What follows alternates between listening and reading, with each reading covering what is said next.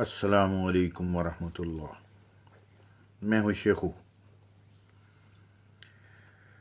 آج کی بلاگر بیٹھک میں اپنے تازہ بلاگ کے ساتھ میں آپ کی خدمت اقدس میں حاضر ہوں۔ آج کا موضوع بڑا اہم ہے۔ جب سے دہشت گردی کا فتنہ عام ہوا ہے، مسلمانوں پر عرصہ حیات تنگ کر دیا گیا ہے۔ مسلمانوں کی جانوں کے ظلم، مسلمانوں کی جانوں پر ظلم مسلمان حکمرانوں کے ذریعے کرائے جا رہے ہیں۔ ابھی تازہ ترین حملہ، کیمیائی ہتھیاروں سے تازہ ترین حملہ شام کے شہر ادلب میں ہوا ہے۔ ادلب میں آنے والی خبروں کے مطابق شام میں تازہ ترین ایک کیمیائی حملہ کیا گیا ہے، جس سے سینکڑوں بچے، عورتیں ہلاک ہو چکے ہیں۔ آنے والی اطلاعات کے مطابق 200-300 کی تعداد بتائی جا رہی ہے، مگر سینکڑوں کی تعداد ہے۔ یہ شام پر حملہ کس نے کیا؟ امریکہ کہتا ہے۔ ادھر امریکہ نے بلکہ اقوام متحدہ نے اپنا اجلاس بھی ہنگامی طور پر بلا لیا ہے۔ یہ سب ڈھکوسلے ہیں، سب دکھاوا ہیں۔ اس سے پہلے بھی شام پر کیمیائی حملہ کیا گیا تھا۔ اطلاعات کے مطابق جو مود الزام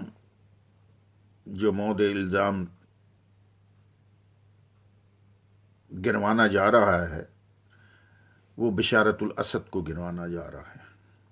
حالانکہ ایسا نہیں ہے، میرے خیال میں ایسا نہیں ہے۔ دنیا میں اس وقت کیمیائی ہتھیار جو ہیں وہ دو ملکوں کے پاس ہیں، ایک امریکہ، ایک رشیا۔ امریکہ نے کیمیائی ہتھیار افغانستان میں بھی استعمال کیے تھے، اور وہی کیمیائی ہتھیار کے چھوٹے شارٹ بم پاکستان میں بھی استعمال ہوئے تھے۔ کس جگہ استعمال ہوئے تھے یہ ایک الگ داستان ہے، پھر کبھی صحیح۔ ہم بات شام کی کر رہے ہیں، میں شام تک ہی محدود رہنا چاہتا ہوں۔ افواہ یہ اڑائی جا رہی ہے کہ بشارت الاسد نے خود ہی اپنے لوگوں پر ظلم کیا۔ اپنے لوگوں پر وہ تو خیر ظلم کر رہا ہے، اس میں شک و شبے کی بات نہیں ہے۔ اگست 2013 میں بھی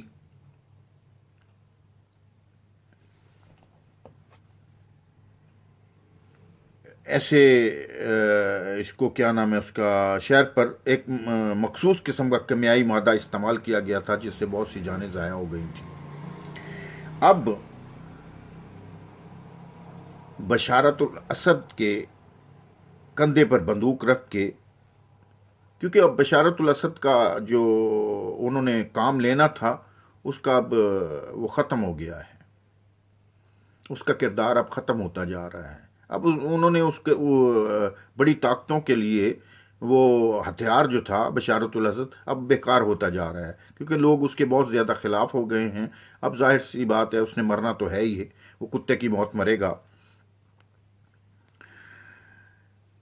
شامی فوج پر یعنی کہ ادلب میں جو کلورین بم گرانے کے الزامات عائد کیے جا رہے ہیں بشارت الاسد پر، ایسا نہیں ہے۔ جیسے میں نے پہلے بتایا کہ دو طاقتوں کے پاس یہ کیمیائی ہتھیار موجود ہیں، جن میں امریکہ اور رشیا۔ رشیا بہت زیادہ ادھر انوالو ہے، بہت زیادہ ادھر بشارت الاسد کی مدد کر رہا ہے۔ تو امید واسق ہے، جو خبریں ہیں ادھر ادھر کی مصدقہ ذرائع سے، وہ یہی ہیں کہ یہ کام رشیا نے کیا ہے امریکہ کے تعاون سے۔ اب یہ بات سچ ہے یا جھوٹ ہے، اس کے بارے میں کوئی علم نہیں ہے، مگر یہ فرض کریں بشارت الاسد نے بھی یہ کام کیا ہے، تو وہ کیمیائی ہتھیار اس نے لیے کہاں سے؟ ظاہر ہے رشیا سے، ظاہر ہے امریکہ سے، اور تو کہیں سے نہیں نہ لے سکتا۔ ایسا ظلم، ایسی بربریت جو انسانوں کو بھی شرما دے،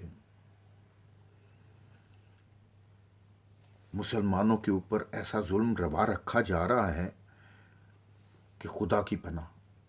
اور مسلمان حکمران ہیں کہ بولتے تک نہیں، صرف ایک مذمتی الفاظ ادا کرنے سے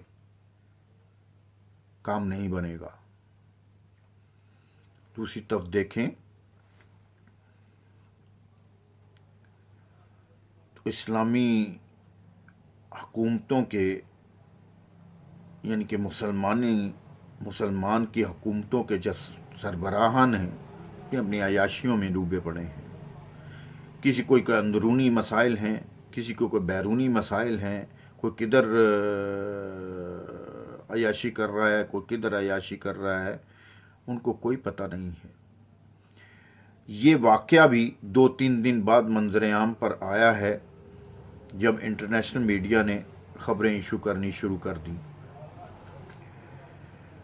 یہ بھی کوئی خصوصی مہربانی ہے اللہ کی کہ جو تنظیمیں ہیں انسانی حقوق کی، تو کوئی نہ کوئی کبھی نہ کبھار اچھا قدم اٹھا ہی لیتی ہیں۔ جیسا کہ اس بار انہوں نے اچھا قدم اٹھایا کہ دنیا کو آگاہ کیا کیمیائی ہتھیاروں کے متعلق، ورنہ وہ وہیں جل بن کے مر جاتے، سانس اکھڑ جاتی، یہ دنیا کو پتہ ہی نہ چلنے دیتے۔ بہت سی ایسی باتیں ہوتی ہیں جیسے اسٹریٹ کرائم میں شہروں میں ہوتے ہیں کہ لوگ ایف آئی آر ہی نہیں لکھوانے جاتے، اس طرح بڑی طاقتیں جو ظلم و ستم کرتی ہیں، چھوٹے جو ممالک ہوتے ہیں وہ چیخ و پکار بھی نہیں کرتے کہ کل کلاں کو ان پر کوئی بڑی افتاد نہ آ پڑے۔ حیرت کی بات یہ ہے، آپ دوسری طرف اگر دیکھیں تو مذمتی بیان میں، ایران کا جو مذمتی بیان آیا ہے اس میں اس نے داعش کو قصوروار ٹھہرایا ہے۔ شرم آنی چاہیے، شرم آنی چاہیے۔ داعش قصوروار ہوگی؟ داعش کو ہتھیار کس نے دیے کیمیائی؟ آخر بڑی طاقتوں نے دیے ہوں گے نا۔ عام لوگوں کے پاس کیمیائی ہتھیار کہاں سے آ گئے؟ عام لوگوں کو تو اس کو بنانے لگے سالوں سال گزر جائیں۔ جس طریقے سے کیمیائی ہتھیاروں کا استعمال کیا گیا ہے وہ جدید ترین طریقہ ہے۔ خیر، دوسرے میرے پاس جو خبریں ہیں دوسرے حکمرانوں کی جنہوں نے مذمتی الفاظ ادا کیے ہیں، وہ مذمت کی حد تک ہی ہیں۔ 2-4 دن اور لگیں۔ ترکی نے البتہ شدید مذمت کی ہے اور اس بارے میں اپنے تحفظات کا اظہار کیا ہے۔ پاکستان کی طرف سے ابھی تک کوئی مذمتی صحیح طریقے سے بیان نہیں آیا اور نہ ہی پاکستان میڈیا اس سلسلے میں کوئی خاصا کردار ادا کر رہا ہے۔ مسلمان پوری دنیا میں ہی پس رہے ہیں۔ سوچتا ہوں یہ کب تک پستے رہیں گے۔ اللہ ہماری حالت پر رحم کرے۔ انتہائی شدید دکھ اور افسوس کا مقام ہے کہ کتنا بڑا ظلم ہے، کتنی بڑی بربریت ہے، کتنی بڑی دردناکی ہے ان لوگوں کی، اور کتنی بڑی دہشت گردی ہے جو ان لوگوں نے مسلمانوں کے ساتھ روا رکھی ہوئی ہے۔ دعاؤں میں یاد رکھیے گا، اللہ سے دعا کیجئے کہ اللہ تعالی ہمارے حالوں پر رحم فرمائے اور ہمیں نیک ہدایت عطا فرمائے اور صراط مستقیم پر چلنے کی توفیق عطا فرمائے۔ آمین۔ اللہ حافظ۔